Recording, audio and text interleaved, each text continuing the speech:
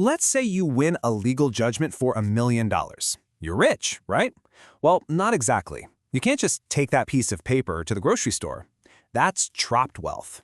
In this explainer, we're going to break down a whole new financial system that's designed to unlock the real, spendable value from things like legal documents, insurance policies, and commercial contracts, turning paper promises into actual, tangible assets. Okay, so let's dive right in with the big question. You have a legal document in your hand, and it says you're owed $500,000. That's fantastic, but you can't use it to buy a car or invest in your business. So how do you bridge that gap? How do you actually transform a legal promise on a piece of paper into a real, spendable money? To make this super clear, let's use a real-world case. We've got a client with a legally solid claim for $500,000. It's a genuine asset, for sure, but it's what people in finance call illiquid. That just means it's not cash. It's value that's essentially frozen, stuck on paper, and you can't easily spend or invest it. And this gets us right to the heart of the matter, the problem of paper value. This isn't just one person's issue. It's a systemic problem where legitimate wealth is locked up, completely inaccessible just because it's hard to verify and transfer. So, why is this value so stuck? Well, it's because the old-school financial system is clogged with middlemen, manual paperwork, and it all runs on personal trust. This whole setup creates a ton of friction, massive delays, and a constant risk of things going wrong. This system is built on promises, not verifiable proof, and that makes it terrible at unlocking the value of anything more complex than cash. All right, so if the old system is broken, what's the fix? The answer isn't some small patch or a quick update. It's a completely new kind of infrastructure, one that's built from the ground up to handle real, verifiable value. And here's a really important point. This isn't just another fintech app you download. This is something much more fundamental. The source material calls it trust execution infrastructure. The best way to think about it is like the deep-level legal and technical plumbing that allows trust to be automated and value to flow without getting stuck. Now, I know this slide looks a little complicated, but the idea behind it is actually pretty simple. This whole system works because it stands on three legs that all support each other. First up, you've got RSI. Think of that as the notary and the judge. It's the part that verifies the legal claim is real and creates a permanent, unchangeable record of it. The second pillar is CCG. That's your rule keeper, the compliance engine that makes sure every single step follows the law, no exceptions. And the third pillar, Affinet. That's the vault in the banker. It holds the real-world assets, like gold, and handles all the money transfers. Together, they create this incredible, foolproof system of checks and balances. Now, at the very core of all this is a really old, really powerful financial principle: sound money. See, unlike fiat currency, like the dollar, which is fundamentally just a debt instrument, an IOU from the government, sound money is anchored to a real, tangible asset. In this case, it's physical gold. And the whole point is to preserve and even grow your purchasing power over time. And this pyramid here, it lays out the whole structure perfectly. At the very bottom, you have the bedrock, physical, audited, precious metals. That's the ultimate source of value. Building on top of that, you have other gold assets used for settlement, and right at the very top, you have the spending money. Things like gold backs, which are literally small physical bills that contain a precise amount of gold you can use for everyday stuff. Every single layer is 100% backed by the physical gold at the bottom. Okay, so we've got the problem and we've got the infrastructure. Now let's get into the good part. Let's walk through the exact steps our client takes to unlock the value of their $500,000 claim. This is the real practical path to liquidity. It's a really clear four-step process. First, the client has to open an account that's linked to real physical gold.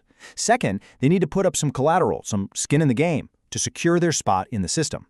Third, they get the special equipment they need to actually transact. And finally, the system works its magic and turns that old paper claim into a usable digital asset. Let's break each one down. Step 1 is all about joining the United Precious Metals Association, or UPMA. The easiest way to think about UPMA is as a special kind of credit union, but instead of holding dollars in its vaults, it holds and audits physical gold for all its members. By opening an account here, our client creates their official, verifiable link into this entire sound money system. This is the front door. Step 2 is providing collateral. To prove they're serious and to secure their position, the client can't just use that unproven $500,000 claim. Instead, they bring another stable asset that they own to the table, in this case, a term life insurance policy. Through a specific legal process, this policy gets put into a trust. This now becomes a trust-owned life insurance policy, and it acts as the solid foundation, the anchor that secures all their future activity in the system. Step 3 is where they get the actual tools to spend their money. They purchase something called fiduciary equipment, and in this case, that means 2 gold-back boxes. Now, these boxes are filled with gold backs, which, again, are like dollar bills, but they're made with real, spendable 24-karat gold. This isn't a promise of value anymore. This is physical, tangible purchasing power that they can use in the real world.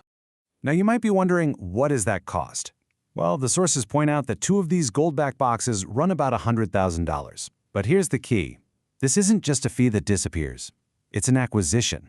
They are buying a real, tangible asset that's going to form the backbone of their new liquidity. And this part is absolutely crucial. It's the legal classification of this purchase.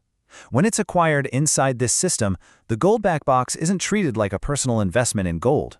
Instead, it's legally classified as essential hardware or critical operational equipment, just like a lawyer needs their law library or a notary needs their official seal.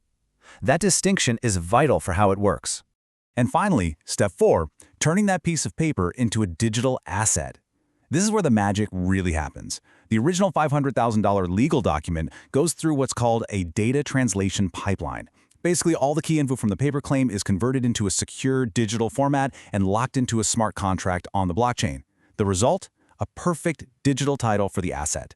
It's not a flimsy piece of paper anymore. It's a secure, transparent, and instantly verifiable digital token that represents $500,000 of value.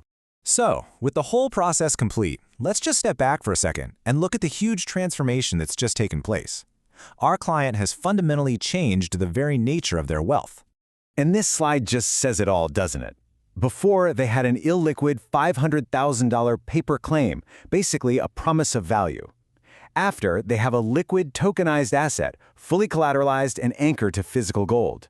They can now actually use this value, access liquidity, and do business securely. The value is finally unlocked. And here is an idea that might just flip your brain inside out.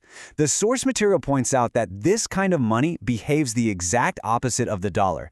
Think about it. When more dollars are printed and circulated, each one becomes worth less, right? That's inflation.